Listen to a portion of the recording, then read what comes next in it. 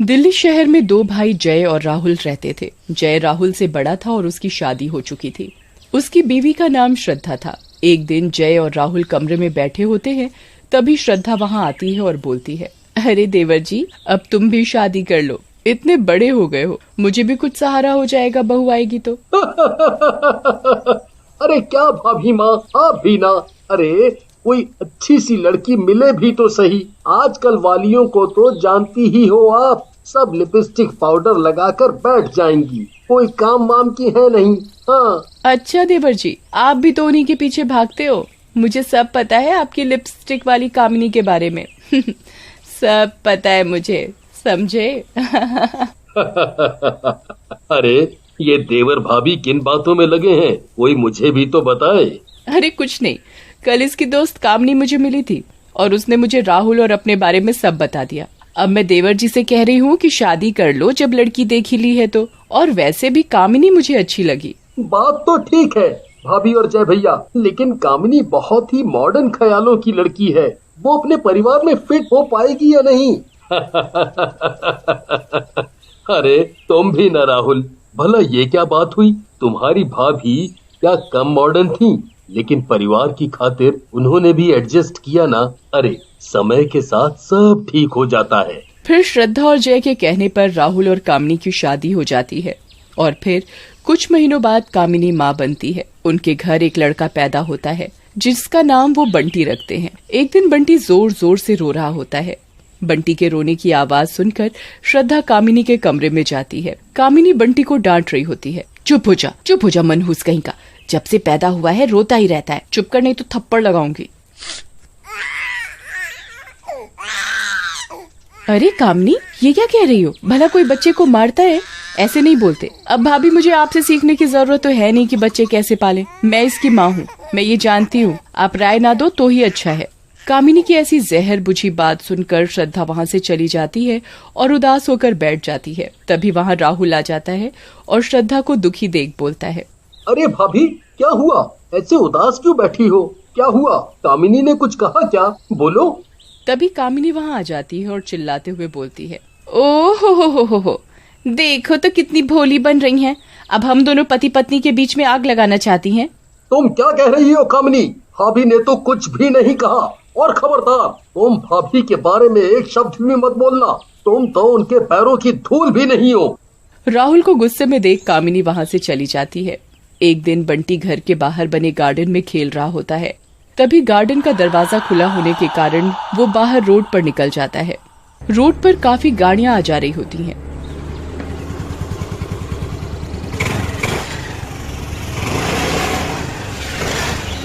तभी श्रद्धा बंटी को देखती है। अरे कामिनी, वो देखो, बंटी रोड पर चला गया, पकड़ो उसे। लेकिन कामिनी फोन पर बात करने में इतनी मशगूल होती है कि उसे कुछ पता नहीं चलता। श्रद्धा जल्दी से बंटी को उठा लेती है। कामिनी भी वहाँ आ जाती है और बंटी को श्रद्धा के हाथों से ले लेती है। तुम कैसी माँ हो? तुमसे बच्चे का ख्याल भी नहीं रखा जाता। अभी कुछ हो जाता तो बंटी को। तभी उनके पीछे से एक ट्रक आ रहा होता है।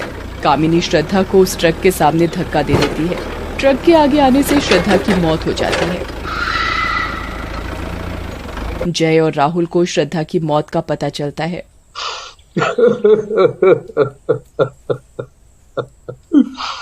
श्रद्धा, कहाँ चली गई तुम? अब हम चारों का ख्याल कौन रखेगा?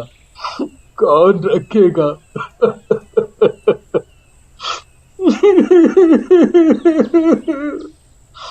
भाभी वापस आ जाओ। मैं अपनी माँ को तो खो ही चुका हूँ, अब आप भी ऐसे छोड़ के चली गई। अब हमारा क्या होगा?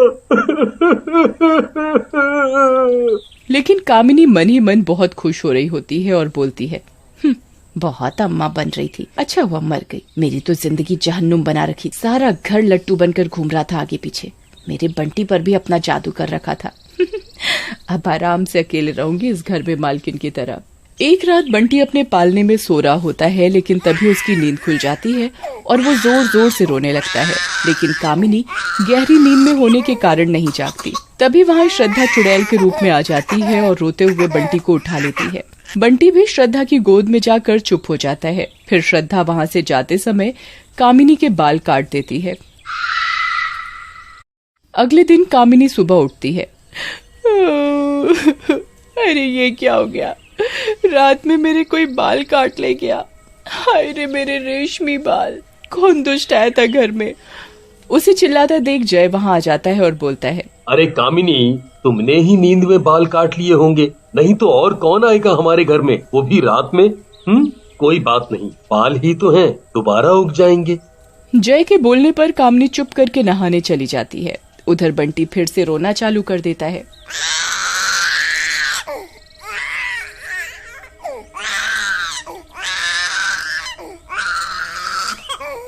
उसका रोना सुनकर नहाती हुई कामिनी बोलती है, ये सब इस मनहूस बंटी की वजह से हो रहा है।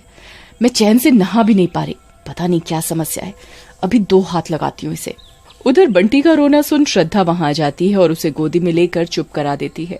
तभी वहाँ कामिनी आती है और गुस्से में बंटी को बोलती है, क्या है मनहूस, तेरा बाप तो गुलछर्रे उड़ा रहा है शहर में और मुझे तेरे जैसे रोंदू को संभालने के लिए दे गया। चुप कर जा, नहीं तो 2 हाथ लगाऊंगी। उसकी बात सुनकर चुड़ैल अदृश्य रूप में जोर से थप्पड़ मारती है। थप्पड़ लगते ही कामिनी नीचे गिर जाती है। कौन है? किसने मारा मुझे? सामने आओ, मेरी तो कमर ही टूट गई रे। लेकिन चुड़ैल कुछ नहीं बोलती और वहाँ से चली जाती है। फिर एक दिन कामिनी किचन में काम कर रही होती है और बंटी वहीं खेल रहा होता है। खेलते खेलते बंटी को भूख लग जाती है और वो कामिनी की तरफ जाता है और कामिनी के कपड़े पकड़कर खींचने लगता है। अभी मैंने दूध पिलाया था ना, मैं क्या मदर डेयरी हूँ जो दिन भर दूध पिलाती रहूंगी? चल दूर जाकर खेल। ऐसा कहकर कामिनी बेलन से बंटी को मार देती है। बंटी और जोर से रोने लगता है। बंटी का रोना सुनकर चुड़ैल वहाँ आ जाती है और बेलन उसके पैर के पास रखकर चली जाती है। जैसे ही कामिनी किचन से जाने के लिए मुड़ती है, उसका पैर बेलन पर पड़ता है और वो फिसल कर गिर जाती है। मर गई रे, मैं तो फिर से गिर गई। मेरी कमर, ये बेलन कहाँ से आ गया? मैंने तो ऊपर रखा था। मर गई रे। गंदी औरत। खुद को लगी तो दर्द का पता चला। बड़ी आई थी मेरे बंटी को मारने, हाथ तो लगा। एक दिन कामिनी बाहर जाने के लिए तैयार हो रही होती है और उसने अपने सारे श्रृंगार का सामान बेड पर रखा होता है और बंटी भी बेड पर ही खेल रहा होता है। बंटी खेलते खेलते कामिनी के सामान के पास आता है और उसे नीचे गिरा देता है। ये देख कामिनी को गुस्सा आ जाता है। मैं क्या करूँ तेरा लड़के, मेरा तो जीना ही मुश्किल कर रखा है। जब देखो मुझे परेशान करता रहता है। मेरा इतना महंगा सामान नीचे गिरा दिया। ऐसा कहकर कामिनी बंटी को मारने के लिए हाथ बढ़ाती है, लेकिन तभी चुड़ैल वहाँ आ जाती है और उसका हाथ पकड़ लेती है। खबरदार, अगर बंटी को छुआ भी तो जान ले लूंगी तेरी। चुड़ैल को देख कामिनी घबरा जाती है और जोर जोर से चिल्लाने लगती है, अरे राहुल, जय भैया, बचाओ, अपने घर में चुड़ैल, बचाओ, अरे मर गई रे। कामिनी की आवाज सुनकर जय और राहुल कमरे में आ जाते हैं। मैं चुड़ैल नहीं, श्रद्धा हूँ, श्रद्धा कामिनी। श्रद्धा, तुम्हारा तो मैंने अंतिम संस्कार कर दिया था पूरे रीति रिवाजों के साथ। तुम चुड़ैल कैसे बन गई? बंटी के प्यार ने मुझे इस दुनिया से नहीं जाने दिया जय। राहुल के कारण हमने बच्चे पैदा नहीं किए ताकि मैं राहुल को माँ का प्यार दे सकूं। और जब बंटी पैदा हुआ तो मुझे उसमें अपना बच्चा दिखाई देने लगा, लेकिन इस दुष्ट कामिनी से मेरा ये प्यार देखा नहीं गया। अपनी पोल खुल जाने के डर से कामिनी बोलती है, हाँ, क्या बात बोल रही हो भाभी? मैंने तो आपको हमेशा माँ जैसा ही माना और बंटी को तो आपको ही दे दिया था। अब आप मुझे दोष दे रही हैं। चुड़ैल को इस बात पर गुस्सा आ जाता है और वो कामिनी के बाल पकड़कर बोलती है, अब तो बस कर, कितना झूठ बोलेगी? मुझे मारकर भी तेरी आत्मा नहीं रोई। तूने ही तो धक्का दिया था उस ट्रक के आगे। चुड़ैल की बात सुनकर राहुल गुस्से में आ जाता है। अभी इस दुष्ट औरत को मारकर अपने हाथ गंदे मत करो, इसे इसके किए की सजा कानून देगा।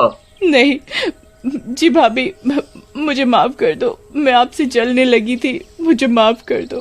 तभी चुड़ैल बंटी की तरफ देखती है और बोलती है, कामिनी, तूने काम तो ऐसा किया कि तेरी जान ले लेनी चाहिए, लेकिन इस बंटी के लिए मैं सब कुछ भूल सकती हूँ। मैं तुझे माफ कर रही हूँ।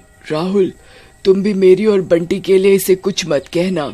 ऐसा कहकर चुड़ैल वहाँ से चली जाती है।